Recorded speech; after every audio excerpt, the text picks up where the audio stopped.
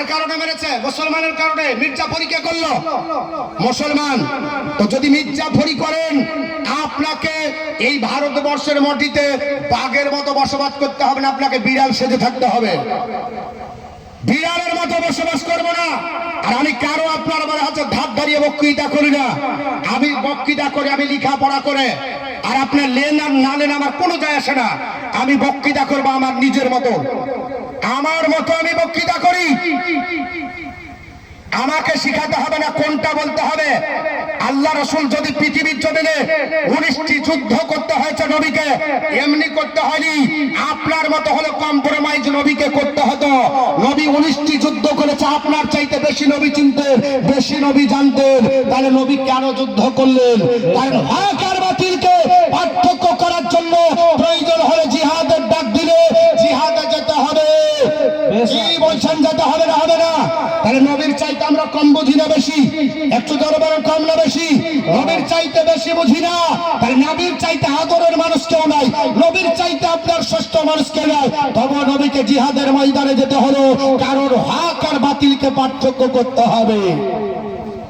কেউ মুসলমানকে নিয়ে আপনার বলবে চলে যাও 24 ঘন্টা সময়, আর তার কথা শুনে আমরা সহ্য করব, এটা মুসলমান সহ্য করবে না। প্রয়োজন হলে আপনার বলা হচ্ছে আগে যাবে। আপনারা জানেন না কর্ণাটকের ধাত্রীরে নবী পাকের নাম লেখার কারণে আপনার বলা হচ্ছে যেই দিন আপনার বলা হচ্ছে বিজেপির সঙ্গভঙ্গ, যেদিন বললো যে আপনার বলা হচ্ছে আইলাম মোহাম্মদ সাল্লাল্লাহু তাআলা আলাইহি ওয়াসাল্লাম লেখা হবে না, তখন আপনি কোথায় ছিলেন? নবীকে ভালোবাসেন বলেছেন?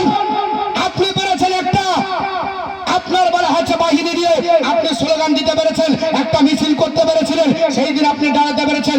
নবীকে ভালোবাসেন, তো যে বললো যে নবীকে যারা ভালোবাসে তাদেরকে জেলের মধ্যে ভরবো, এখনো তো পড়ছে। শুধু লিখেছিল কি আই লাভ মোহাম্মদ সাল্লাল্লাহু আলাইহি ওয়াসাল্লাম। কি অপরাধ করেছিল? ওটাতে হাদিসেরই কথা বলেছিল, ওটাতে হাদিস। হযরত ওমর ফারুক আজমকে ডাক দিয়ে নবী বলেছিলেন, হে ওমর, সব চাইতে তুমি কাকে বেশি ভালোবাসো? ওমর ডাক দিয়ে বলেছিলেন, শোনো ইয়া রাসূলুল্লাহ, আমি সব চাইতে নিজেকে বেশি ভালোবাসি, তার চাইতে আপনাকে তারপরে ভালোবাসি। নবী বলেছেন লা ইউমিনু আহাদুকুম হাত্তা আকুনা আহাব্বা ইলাই মিন ওয়ালিদিহি ওয়া ওয়ালাদিহি ওয়ান নাসি আজমাইন। ততক্ষণ পর্যন্ত কেউ পূর্ণ ঈমানদার হতে পারবে না যতক্ষণ পর্যন্ত সে আপনার বলে হচ্ছে আমাকে নিজের চাইতে, পিতামাতার চাইতে, সংসার চাইতে, সন্ততির চাইতে, জমির চাইতে, এমনকি নিজের প্রাণ অপেক্ষা আমাকে বেশি না ভালোবাসবে, পূর্ণ ঈমানদার হবে না। তো আই লাভ মোহাম্মদ সাল্লাল্লাহু আলাইহি ওয়াসাল্লাম লিখলো, কই তো আপনি প্রতিবাদ করতে পারলেন না, কই লেখা দেখান, আপনি লিখে দেখান।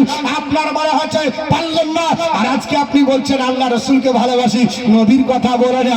এটাও নবীর কথা।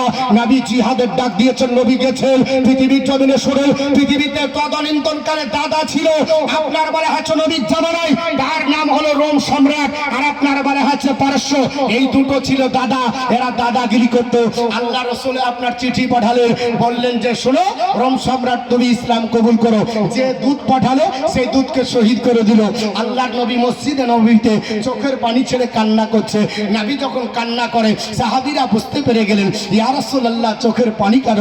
নবী বললেন, সাহাবীরা চোখের পানি যদি মুছতে হয় তাহলে রোম সম্রাটের বিরুদ্ধে তোমরা কে কে প্রস্তুত আছে বলো। আল্লাহর নবী বললেন, সাহাবীরা বললেন, ইয়া রাসূলুল্লাহ আর বাড়ি যাব না, এখান থেকেই রেডি। জোরে বলুন, আগামীকাল রেডি হতে হবে। কে কে হাত তোলেন, সব লেজ গুটিয়ে চলে যাবে, মৌলবীদেরকে আগে এগিয়ে দিবে।